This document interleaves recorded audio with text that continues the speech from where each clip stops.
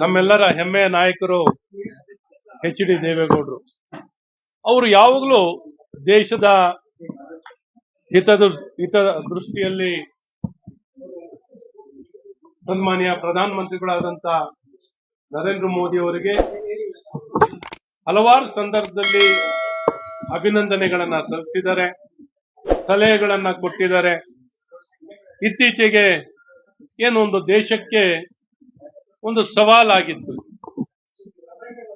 ಏನೊಂದು ಜಾಗತಿಕ ವಿಶ್ವ ಮಟ್ಟದಲ್ಲಿ ದೇಶಕ್ಕೆ ಸಾಕಷ್ಟು ಮುಗ್ಗಟ್ಟು ವಹಿವಾಟು ವ್ಯಾಪಾರಗಳು ಮಾಡಲಿಕ್ಕೆ ಏನೊಂದು ಟಾರಿಫ್ ಅನ್ನ ಹೇರುವಂತದ್ದಾಗಿತ್ತು.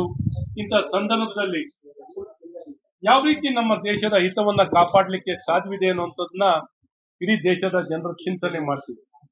ಈ ಸಂದರ್ಭದಲ್ಲಿ ನಮ್ಮ ನೆಚ್ಚಿನ ಪ್ರಧಾನಮಂತ್ರಿಗಳಾದಂತ ನರೇಂದ್ರ ಮೋದಿ ಅವರು ಯಾವ ರೀತಿ ಚೈನಾ, ಜಪಾನ್, ರಷ್ಯಾ, ಬೇರೆ ಎಲ್ಲ ರಾಷ್ಟ್ರಗಳ ಜೊತೆಯಲ್ಲಿ ಹಲವಾರು ರಾಷ್ಟ್ರಗಳ ಜೊತೆಯಲ್ಲಿ ಮಲ್ಟಿಲ್ಯಾಟರಲ್ ಟ್ರೇಡ್, ಬಹು ರಾಷ್ಟ್ರಗಳ ಜೊತೆಯಲ್ಲಿ ಯಾವ ರೀತಿ ರಫ್ತನ್ನು ಮಾಡುವಂಥದ್ದು, ವ್ಯಾಪಾರ ವ್ಯವಹಾರಗಳನ್ನ ಮಾಡುವಂಥದ್ದು, ಆಮದನ್ನು ಮಾಡಿಕೊಳ್ಳಿಕ್ಕೆ ದೇಶದ ಹಿತವನ್ನು ಯಾವ ರೀತಿ ಕಾಪಾಡಲಿಕ್ಕೆ ತಗೊಂಡಂತ ಕ್ರಮವನ್ನ ಗಮನಿಸಿ ಯಾವ ರೀತಿ 48 ಗಂಟೆ ಕಾಲದ ಒಳಗೇನೆ ನರೇಂದ್ರ ಮೋದಿ ಅವರು ತಮ್ಮ ನಾಯಕತ್ವವನ್ನು ಪ್ರದರ್ಶಿಸಿದ್ದಾರೆ.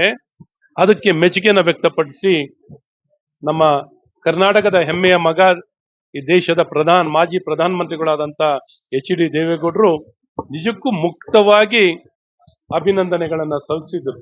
ಹಾಗಾಗಿ ಅವರಿಗೆ ಇಂಥ ಸವಾಲಿನ ಸಂದರ್ಭದಲ್ಲಿ ಯಾವ ರೀತಿ ಬೆಂಬಲವನ್ನ ಅಥವಾ ಅವ್ರು ಮಾಡಿದಂತ ನರೇಂದ್ರ ಮೋದಿ ಅವರ ಮಾಡಿದಂತ ಒಳ್ಳೆ ಕೆಲಸಕ್ಕೆ ಮೆಚ್ಚುಗೆಯನ್ನು ವ್ಯಕ್ತಪಡಿಸಿರುವಂತದ್ದು ದೇಶಕ್ಕೆ ಒಂದು ದೊಡ್ಡ ಶಕ್ತಿ ತುಂಬದಂತ ಆಗ್ತಿತ್ತು.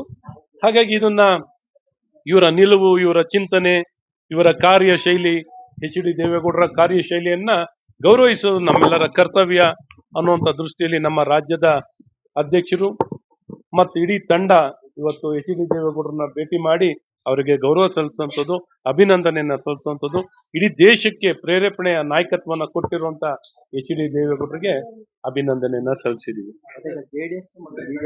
ಪಕ್ಷದವರು ಅವರವರ ಸಂಘಟನೆ ಮಾಡಲೇಬೇಕಾಗತ್ತೆ. ಇವತ್ತು ಅವ್ರ ಪಕ್ಷವನ್ನ ಬಲಪಡಿಸ್ಕೊಳ್ಳಿಕ್ಕೆ ಅವ್ರ ಪ್ರಯತ್ನ, JDS ಪಕ್ಷ ಬಲಪಡಿಸ್ಕೊಳ್ಳಕ್ಕೆ ಅವರ ಪ್ರಯತ್ನವನ್ನ ಮಾಡಬೇಕು. ಭಾರತೀಯ ಜನತಾ ಪಾರ್ಟಿ ನಮ್ಮ ಪಕ್ಷವನ್ನ ಬಲಪಡಿಸಲಿಕ್ಕೆ ನಾವು ಕಾರ್ಯವನ್ನ ಮಾಡ್ತೀವಿ. ಆದ್ರೆ ಒಟ್ಟಿಗೆ ಮೈತ್ರಿ ಅಂತೂ ಇದೆ, ಮೈತ್ರಿ ಇದೆ. ಇಂಡಿಯಾ ಮೈತ್ರಿಕೂಟದಲ್ಲೇ JDS ಪಕ್ಷನೂ ಇರೋದು. ಪರಸ್ಪರ ವಿಶ್ವಾಸ, ನಂಬಿಕೆ, ಗೌರವ ಎಲ್ಲರೂ ಒಟ್ಟಿಗೆ ಮಾಡಿ ಒಂದೇ ಉದ್ದೇಶದಲ್ಲಿ ಇವತ್ತು ಜನಪರವಾಗಿ ಕೆಲಸ ಮಾಡ್ತಿರುವಂತದ್ದು JDS ಮತ್ತು ಭಾರತೀಯ ಜನತಾ ಪಾರ್ಟಿ. ಕರ್ನಾಟಕದಲ್ಲಿ ನಮ್ಮ ಸಂಬಂಧ ಚೆನ್ನಾಗಿದೆ, ಸದೃಢವಾಗಿದೆ, ವಿಶ್ವಾಸ ಇದೆ, ಸಂಬಂಧ ಚೆನ್ನಾಗಿದೆ, ಒಟ್ಟಾಗಿ ಕೆಲಸ ಮಾಡ್ತಾ ಇದ್ದೀವಿ. ಆದ್ರೆ ಪರಸ್ಪರವಾಗಿ ನಮ್ಮ ಪಕ್ಷದ ಚಟುವಟಿಕೆ ನಾವು ಮಾಡ್ತಾ ಇರ್ತೀವಿ. ಧರ್ಮಸ್ಥಳ ಷಡ್ಯಂತ್ರ ವಿಚಾರದಲ್ಲಿ ಅವರ ಹೆಸರನ್ನ, ಅವರ ಪಿತೂರಿ ಇದೆ ಅನ್ನೋ ಆರೋಪವನ್ನು ರೆಡ್ಡಿ ಅವರು ಸೇರಿದಂತೆ ಮಾನನಷ್ಟ ಮೊಕದ್ದಮೆ ಹಾಕಿದ್ದಾರೆ. ಸೊ ಕಾನೂನಾತ್ಮಕವಾಗಿ ಜರುಗುವಂತದ್ದಾಗತ್ತೆ. ಇದ್ರ ಬಗ್ಗೆ ನಾನು ಇನ್ನೇನು ಹೆಚ್ಚೇಳಕ್ಕೇನಿಲ್ಲ. ಅವರವರ ಹಕ್ಕು, ಅವರ ಹಕ್ಕನ್ನ ಕಾಪಾಡ್ಕೊಳ್ಳಿಕ್ಕೆ ಅವರವರು ತಮ್ಮ ಅಧಿಕಾರವನ್ನ ಬಳಕೆಯನ್ನು ಮಾಡ್ತಿದ್ದಾರೆ.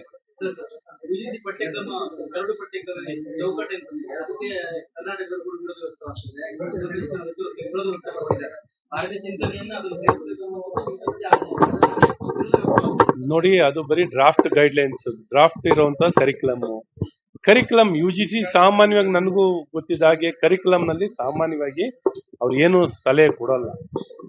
ಕರಿಕ್ಯುಲಮ್ ವಿಚಾರದಲ್ಲಿ ಸಲಹೆ ಅಂದ್ರೆ ಏನು ಅಂದ್ರೆ ಕಡ್ಡಾಯವಾಗಿ ಪಾಲನೆ ಮಾಡಬೇಕು ಅಂತ, ಯಾವ ಕಡ್ಡಾಯವಾಗಿ ಕ್ರಮ ವಹಿಸುವಂತ ಕೆಲಸ ಆಗಲ್ಲ. ಸಲಹೆ ಕೊಟ್ಟಿರ್ಬೋದು, ಯಾರು ಬೇಕಾದರೂ ಒಂದು ಡ್ರಾಫ್ಟ್ ಅನ್ನ ಕೊಟ್ಟಿರ್ತಾರೆ, ಬಳಕೆ ಮಾಡ್ಕೊಳ್ಳುವಂತವ್ರು ಬಳಕೆ ಮಾಡಬಹುದು. ಪ್ರಸ್ತುತವಾದಂತ ದೇಶದ ಹಿತ ದೃಷ್ಟಿಯಲ್ಲಿ ಏನನ್ನ ಒಂದಿಷ್ಟು ಕಲ್ತಿರೆ ಒಳ್ಳೇದು ಅಂತ ಸಲಹೆ ಕೊಟ್ಟಿರ್ತಾರೆ.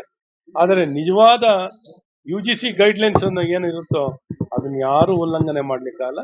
ಕರಿಕ್ಯುಲಮ್ ವಿಚಾರ ಬಂದಾಗ ಸ್ಥಳೀಯವಾಗಿ ಸಂಬಂಧಪಟ್ಟ ವಿಶ್ವವಿದ್ಯಾನಿಲಯಗಳು, ರಾಜ್ಯಗಳು ಕರಿಕ್ಯುಲಮ್ ನಲ್ಲಿ ಸಿಲೆಬಸ್ ಅನ್ನ ರಚನೆ ಮಾಡ್ಕೊಳ್ಳಿಕ್ಕೆ, ಕಂಟೈನ್ ಮಾಡ್ಲಿಕ್ಕೆ ಅಧಿಕಾರ ಇದೆ. ನಾವು ನೋಡಿ, RSS ಅಂದ್ರೆ ದೇಶಭಕ್ತಿ, ದೇಶದ ಚಿಂತನೆ ಇರುವಂತದ್ದು, ದೇಶದ ಸದೃಢತೆ, ದೇಶ ಪರವಾಗಿ, ದೇಶದ ಐಕ್ಯತೆ, ಅಖಂಡತೆಗಾಗಿ ಪ್ರಸ್ತುತವಾಗಿರುವಂತ ಒಂದು ವಿಚಾರಗಳನ್ನ, ಸಿಲೆಬಸ್ ಅನ್ನ, ಕರಿಕ್ಯುಲಮ್ ಅನ್ನ ತಿಳಿಸುವಂತದ್ದಾಗುತ್ತೆ. ಸಂಬಂಧಪಟ್ಟ ರಾಜ್ಯಕ್ಕೆ ಬಿಟ್ಟಿದ್ದು ಸಲಹೆ ಬೇಕಿದ್ರೆ ತಗೋಬಹುದು. ಸಲಹೆ ಸಾವರ್ಕರ್ನು ಮಹಾನ್ ದೇಶಭಕ್ತ, ಹಾಗಾಗಿ ಅವ್ರ ಬಗ್ಗೆ ಓದೋದು ಒಳ್ಳೇದಲ್ವಾ? ಓದ್ಬೇಕಾದವ್ರು ಓದಲಿಕ್ಕೆ ಅವಕಾಶವನ್ನ ಮಾಡಿಕೊಡುವಂತದ್ದಾಗುತ್ತೆ. ಅದನ್ನ ಯಾವ ರೀತಿ ಬೇಕಾದ್ರೆ ಸ್ವೀಕರಿಸಲಿಕ್ಕೆ ಸಂಬಂಧಪಟ್ಟ ರಾಜ್ಯ ಸರ್ಕಾರಕ್ಕೆ ಲೇಟೆಸ್ಟ್ ಹಾಗೂ ಇಂಟ್ರೆಸ್ಟಿಂಗ್ ಸುದ್ದಿಗಳಿಗಾಗಿ ಬಾಸ್ ಟಿವಿ ಕನ್ನಡ ಚಾನೆಲ್ನ ಸಬ್ಸ್ಕ್ರೈಬ್ ಮಾಡಿ. ಹಾಗೆಯೇ ಬೆಲ್ ಐಕಾನ್ ಪ್ರೆಸ್ ಮಾಡಿ. ಇದರ ಜೊತೆಗೆ ಫೇಸ್ಬುಕ್, ಇನ್ಸ್ಟಾಗ್ರಾಮ್, ಎಕ್ಸ್ನಲ್ಲೂ ಮಿಸ್ ಮಾಡದೆ ಫಾಲೋ ಮಾಡಿ.